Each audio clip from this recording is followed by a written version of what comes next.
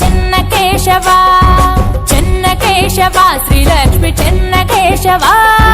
లింగగిరి పెద్ద గట్టు చేరినావట గుహలో వెలిసావట స్వామి స్వయంభూగా